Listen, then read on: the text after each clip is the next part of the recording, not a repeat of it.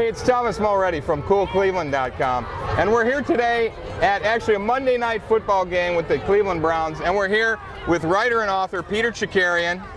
How are you? You're a writer for Cool Cleveland. Of course. You're a managing editor, but you also put a book out, Browns Fans Tailgating Guide. You got a copy with you right there. I do.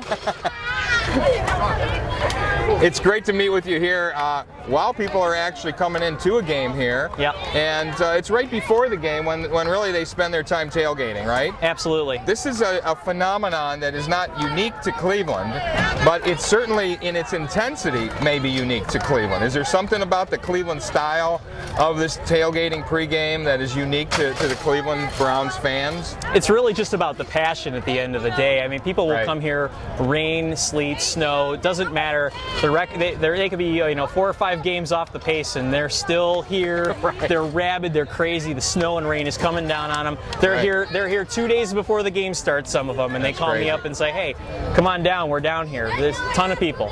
Now, when you talk tailgating, this is something that really didn't just start a few years ago. This has its history in Greco-Roman times, right? I mean, it goes way back, doesn't it?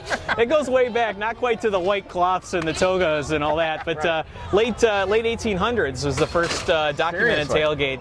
And there are a couple of other football teams that sort of lay claim to having the first tailgate, the Green Bay Packers being one of them. Okay, in modern day tailgating in what would be the Right. 60s or 70s? Yeah, well, it dates even further back than that, back to early farming times where people were sort of sitting off the back of their trucks and sort of sharing their food with one another, getting ready to watch the Packers Right. play. But yeah, way Right. back before the concept of modern football. Right. And then the Browns, really the tailgating as we know it today, the really rabid fans that are really decking out their vehicles and coming down early, that's really something that got kicking off in the 80s. Isn't that when that really started to take hold?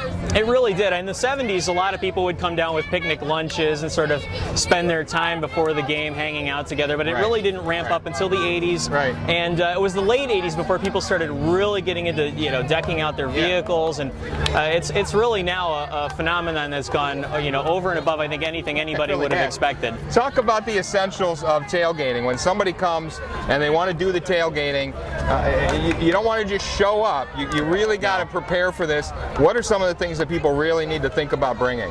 Well, I think there are 3 key things that people need to think about bringing. Number 1 is they need to bring enough food to be able to share with their friends, food and beverages. Make sure that they have all of Nice. the accoutrements to go along with that too. As they're setting up, they're going to have people coming through their tailgate So it's not group. just for yourself, Exactly. but really it's for the whole community. Exactly. So then, a couple. There are a lot The of old people. saying in school was, "Did you bring enough for everyone?" And here you really should. Yeah, because you've got tons and tons of people who might be asking you for some. Right. The second thing to think about is to always bring appropriate gear for the elements. You never know what's going to happen. You never know what the weather's going to be like in Cleveland. This is a beautiful night for Yeah, October, but this is unusual. But isn't it? we've all worn our Halloween costumes over top of windbreakers in Cleveland too, so we know exactly what it's like for it to be on the other side too. That's right. And I think last but certainly not least, plan ahead, because you can't come down here at 9 o'clock in the morning on Sunday before a big game and expect that you're going to find your favorite parking space or true. be able to meet up with your friends. There's a lot of planning that goes on beforehand. We talk all about it in the book, what Right. fans can do, from the beginners right on down to the hardcore, what those people would need, how Right. they should go about it, where the best pockets are to tailgate, and all of the essentials that one might need to make their experience a good one. I was here this is a Monday night game, 8 o'clock game. Mm-hmm. I was down here at 11 a.m. and it looked like that Muni lot was, I don't want to say full, but there was a lot of people in there. Oh yeah. With orange vehicles. I mean, what time do they normally start in for a Sunday game? Are they there on a Saturday getting going? Some of them you'll even see on a Friday. If you're down here working on Friday at 5 o'clock, Wow. make your spin down the Muni lot on your way out. Head right down East 9th Street and turn on to Marginal, and you will be shocked at the number of people that are already setting up. Right. It's life for some people. I mean, they do this instead of church on Sundays, some of them. I mean, they're just that passionate about it, and it's incredible. But yeah, you'll find a lot of people will start the day before, Right. a couple of days before, especially when you're talking about an AFC North rivalry. So if we're playing Pittsburgh, Okay. if we're playing Baltimore, if we're playing Cincy, Cincinnati, you're going to see a ton of people down here before the game. Right. Where do people? Which lots are the ones that where they should think about doing most of the tailgating? Is it really this Muni lot that's down right off of by it's really a shoreway here by the lake? Well, that's a really good one. The real seasoned tailgaters are the ones that are there, the sort of, bitter to the end ones that spend an awful lot of time down here.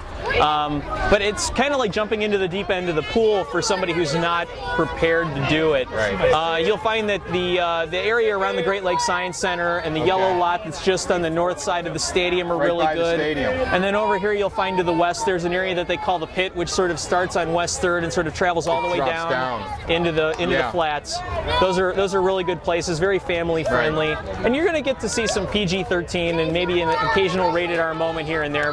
It's a little bit of caveat emptor, a little bit of buyer beware, but good for families if they spend some time, sort of scoping it out beforehand. They'll find the right fit for their family. And people are also bringing. I can't believe they're bringing generators. They're bringing high def televisions. Oh yeah. Cable boxes. I mean, satellite boxes. What are they watching for 6 or 8 hours before the game? I mean, well, some people that come down the night before, they're watching Ohio State on Saturday. They'll be spending the time with the 4 o'clock game, or this year there's been a couple of later games, so they're down here, spread out the blanket, and use their projection TV and their satellite dish to catch the big game on there, and it's like the pregame before the pregame before the pregame. Right.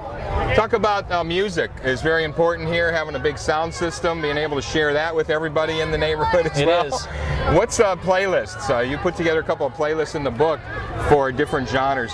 Give us some songs that are really recommended to be on your must-have MP3 player.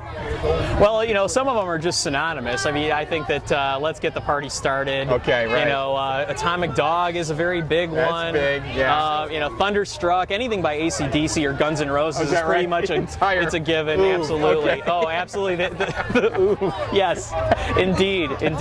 But right on down the line in the book, we cover all different varieties of music, and it gives sort of a people's perspective on where to start and what to plug in their iPod, sort of get it going. That sounds great. Yeah.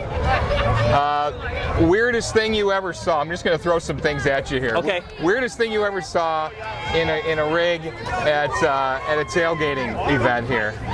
Weirdest thing? There's a lot of strange things, and it changes from week to week. I think the weirdest thing I ever saw in a rig was the Braylon Bunch Octopus Beer Bong. When I saw it for the first time, it shocked me because it's this gigantic orange funnel, and it's got 8 different spigots off of it. So it's like the frat boy's dream come true. As far as like things to see, I think last year when I came down for the home opener against Pittsburgh, there was a girl who was dressed up in her Browns gear, and her boyfriend was a Pittsburgh Steelers fan, and she just beat the stuffing out of this guy because he had a little too much and was picking fights with people. And really? You get one of those every once in a while. Like I said, it's sort of caveat emptor. You got some people who get a little overabundant in their exploration. One way or the other. But overall, it's usually a one bad apple kind of thing. The majority of people are down here for a good time. Right. Talk about some of these folks that are well known, that have been here year after year. You focus on some of these people, you profile them in the book, you call them the usual suspects. Yeah. Talk about some of these, because you were just out handing your book to a few of them here at the game tonight. I was. In The Usual Suspects, the film sort of, it had me thinking about what these people are like and what they would look like in a lineup if they all had to be profiled. Sure. And so, you sort of think about the people that you see on TV with regularity. You'll see Tony Mobile Dog Schaefer. Mobile Dog. Because he's got what? He's got an awesome rig that he's got an incredible rig. He's got a converted school bus that he bought and converted into a mobile home.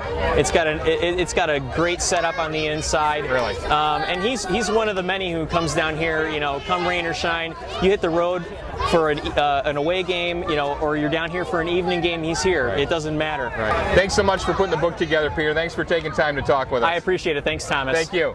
Hey, it's Thomas Mulready from CoolCleveland.com. Have a great week in cool Cleveland. Nice fucking shirts here. Who needs one? I got nice fucking shirts right here.